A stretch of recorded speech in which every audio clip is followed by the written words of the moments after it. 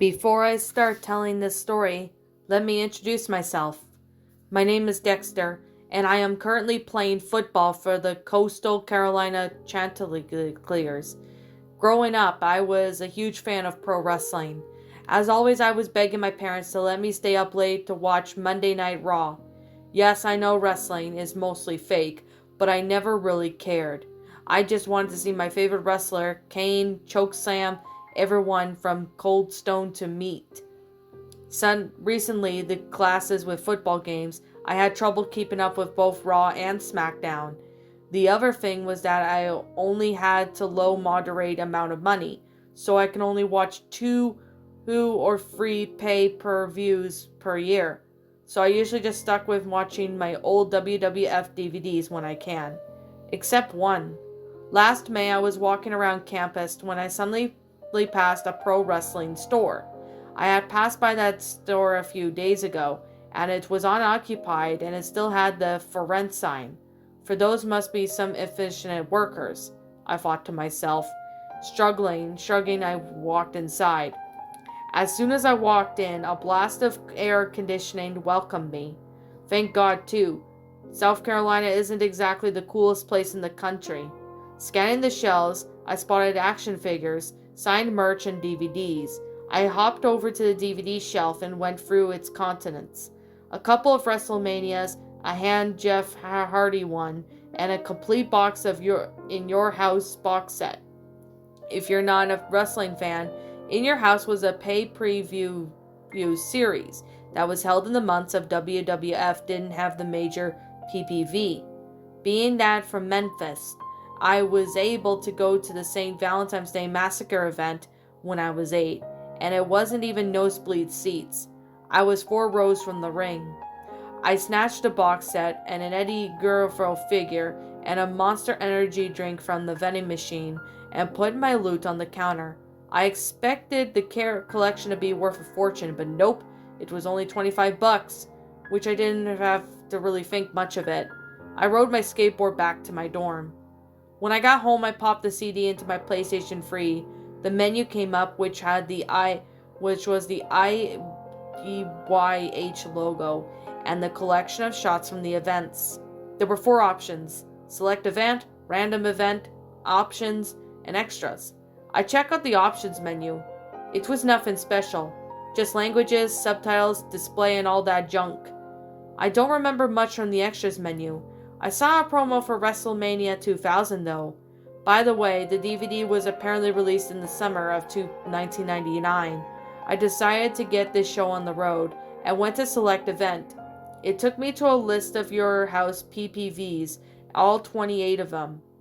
I scrolled through and sure enough, everything was from the first IYH to the backlash that was there. A part of my mind wanted me to go further for some reason, to see if there were any more options. There were. Right there on the screen was 29 Armageddon in Your House. As clear as day, the title itself didn't really strike me as odd. There was even some IYH events that later become as yearly PPVs, like Unforgiven. The first Armageddon was held in December of 1999, but still 29? As far as my extensive knowledge went, there were only 28 of IYH shows. I decided to select it and I was brought to another screen. The description said Armageddon took place on June 6, 1999 in Charleston, South Carolina. I selected the match select option and there were only 2 matches.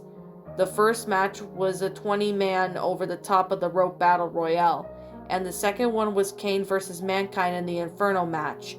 Saving the best for last, I chose the battle royale. Billy Gunn won, if you are the few who cares. After that, I selected Kane and Mankind. Both the wrestlers made their entrances. I think Kane's music was a bit different. A lower pitch maybe.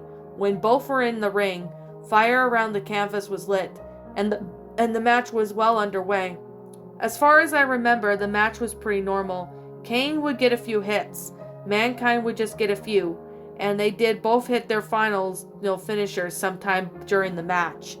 I myself felt pretty successful. and I had found a lost WWF event. Still, I don't know why Mr. Macon had removed all traces from this promotion's history. Well, I was about to find out. Kane had been getting a ton of momentum. He grabbed Mankind on a chokehold, knowing full well that this was coming up next. I smelled like I was 10 years old all over again. The big red monster lifted Mankind up and tossed him into the flames. The bell rang, signaling that Kane had won the match. Then the screaming began. Horrible, agonizing, ear-wrapping screaming that can only be described as a banshee's wail in reverse. The camera panned over to Mankind, and what I saw was terrifying. Now, before I explain this scene, but I'm rather immune to gore and disturbing imagery. I am a dedicated file, and I have written a few creepypastas. But this is just above all that. Mankind was on fire. Standard end to the Inferno match, right? That's how you win, after all. This was different. You could clearly see his skin melting off, showing muscle and even bone in some spots. His hair was singed, and the lights in the arena turned off, but the flames still burned bright. This went on, and on, and on. Finally, Jim Ross ran over to the fire extinguisher and sprayed Mankind, and charred his body laid there, not moving an inch. Paramedics arrived and took him out of the arena. The television cut back to static black and took me back to the main menu. Now, being a wrestling connoisseur, I had knowledge about what was legit and what was kayfabe. This was legit. There was no way, especially in 1999, that such a horrendous burning could be faked like that on television. Fuck, I don't even know how that's possible now. I wouldn't get the image off of Mankind out of my brain. I hopped over to my computer and made a thread about it on Yahoo as quick as I could. Only one person knew what I was talking about. He said that Mankind wasn't originally Mick Foley. The character was portrayed by another, unknown wrestler who died after the Inferno match. The PPV was never aired or referred to again, and Mick Foley was brought in to replace Mankind's original wrestler. Foley, however, had always been a Cactus Jack and Dude Love. Mankind was called for the third face of Foley because of the other wrestlers' striking resemblance to Mick.